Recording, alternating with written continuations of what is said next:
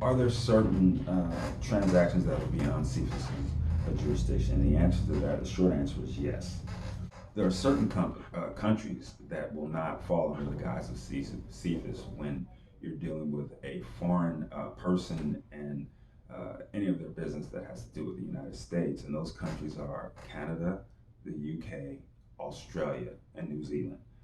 What that means is that if a person is from those particular countries, CFIUS would not exercise jurisdiction over that transaction, and they would be free to make that transaction without making the application. One must understand that the risk is entirely on the purchaser, and there's a very practical reason why. The risk is on the foreign purchaser because after the purchase is complete, any interest that the federal government has with the transaction will affect the purchaser in ways that are unimaginable.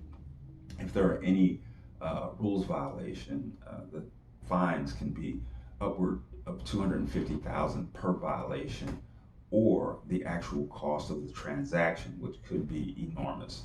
And it's whichever is greater, whether it be the $250,000 fines or the actual cost of the actual transaction. Even if a foreign person is attempting to buy a company that is not covered under TID, it would still be in the best interest of that company to at least let CFIUS review it so that there wouldn't be problems that are in the future.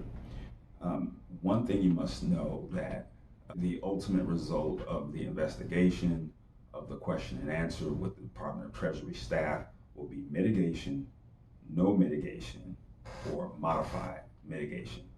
Think of the word mitigation as obstacles to the business.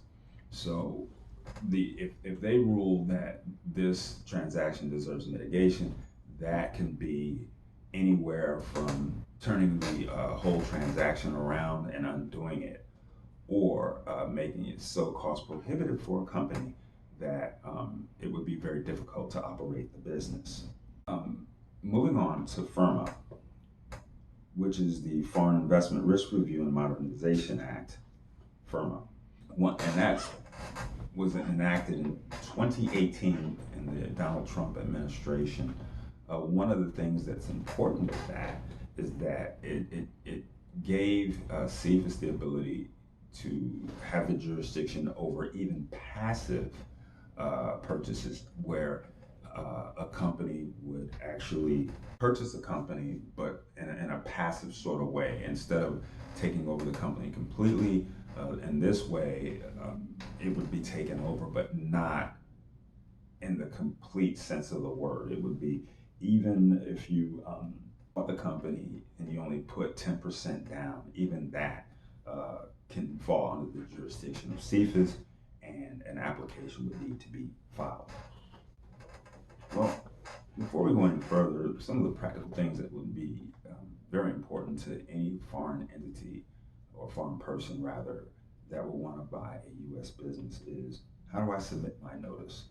Well, CFIUS has a case management system page that a simple Google search and a click onto that page, they would give you the instructions on how to apply. And contact information as well. That's on the CFIUS contacts page, which would also enable you to be able to contact CFIUS and to engage in the question and answer process to get the answers that you need so that you can protect your investment. As I stated before, the risk is on the buyer, and in this case, it would be the foreign person. And also understand that a foreign person can be a foreign business, a foreign person can be a foreign national. It doesn't necessarily mean a person. It just, they put it under the umbrella of person, but that means any and all aspects of a foreign entity that would attempt to buy a U.S. company. And another thing that needs to be stated is that there, within the Defense Production Act of 1950, there is a clear mandate that all submissions be confidential. So the purchaser wouldn't have to worry about the information that's submitted being on a public website where any and all people could see. I hope that this information helps you a little bit about some of the perils that exist when you attempt to buy a U.S. company and you're a foreign person. One more thing that needs to be brought to the attention of anyone that wishes to do that. There are two countries in today's political climate that almost certainly will come under CFIUS's review, and that are people that are from China and Russia. That has been specifically highlighted in the 2018 FIRRMA changes to CFIUS. So I thank you very much. Please contact Celeb Laws if you have any questions or concerns regarding purchasing a U.S. company if you are a foreign person. Thank you very much.